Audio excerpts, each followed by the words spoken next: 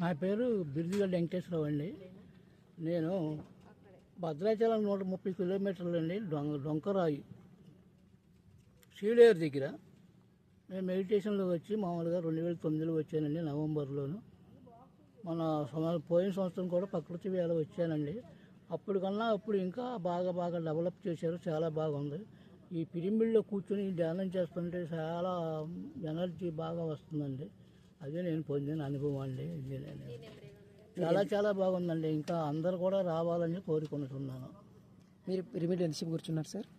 నేను దగ్గర 30 నిమిషాల లోపు కూర్చున్నానండి.